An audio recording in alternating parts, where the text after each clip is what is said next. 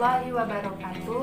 Saya Ririn Nadia Putri, mahasiswi Universitas Pahlawan Tuan Kota Sukses, semester 4, Prodi S1 PGSD. Baiklah, saya akan menjelaskan suatu materi untuk memenuhi tugas mata kuliah, kurikulum, dan pembelajaran dengan dosen pengampu Bapak Dr. Ramdan Mukarsa, MPD.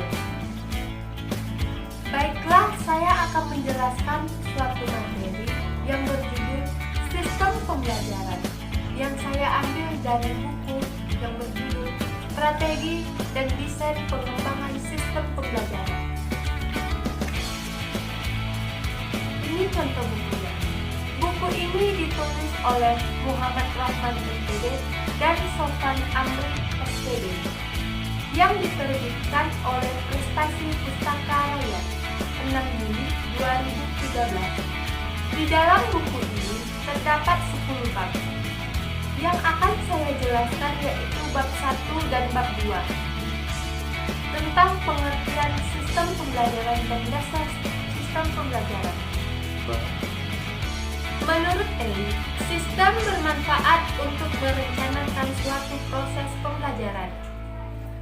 Adapun faktor-faktor yang mempengaruhi sistem pembelajaran. Pertama, faktor guru. Guru merupakan komponen yang sangat menentukan dalam implementasi suatu strategi pembelajaran. Tanpa adanya guru, bagaimanapun bagusnya ideal suatu strategi, strategi itu tidak dapat diimplementasikan. 2. Faktor siswa.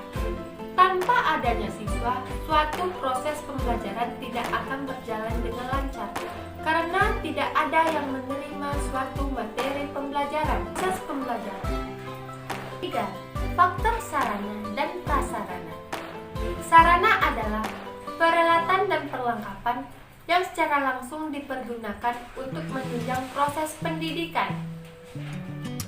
Sedangkan prasarana adalah fasilitas yang tidak langsung menunjang jalannya proses pendidikan. Di dalam sistem pembelajaran ada 5 komponen. Yang pertama yaitu tujuan. Tujuan merupakan komponen penting. Tujuan merupakan suatu proses yang dilakukan untuk mencapai sesuatu dalam proses pembelajaran. 2.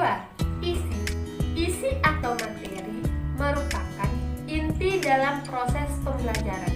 Artinya, sering terjadinya proses pembelajaran diartikan sebagai proses penyampaian materi.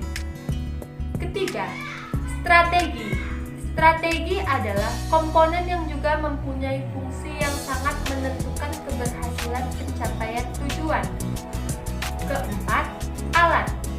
Alat berfungsi sebagai alat bantu untuk suatu proses pembelajaran. 5. Evaluasi.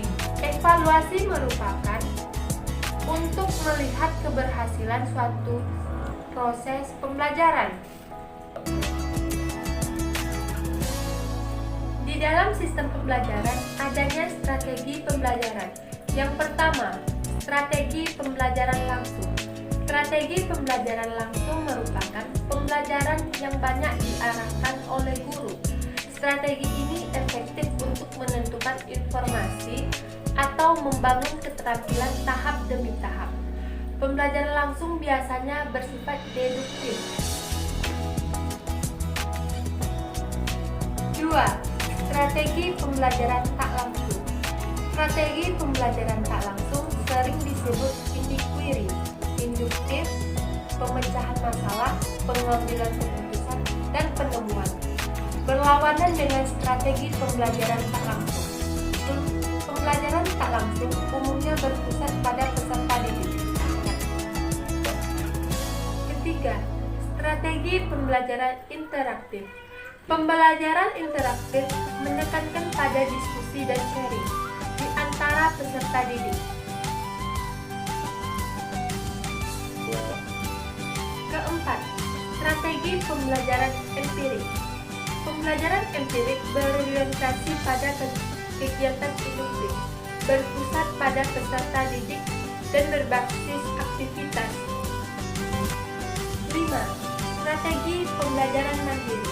Belajar mandiri merupakan strategi belajar yang bertujuan untuk membangun inisiatif individu, kemandirian, dan peningkatan diri.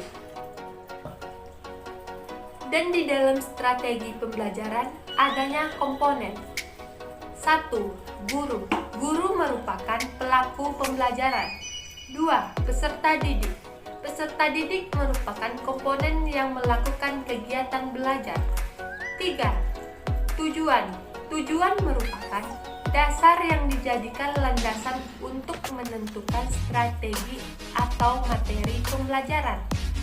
4. Bahan belajar. Bahan belajar merupakan medium untuk mencapai tujuan pembelajaran. 5.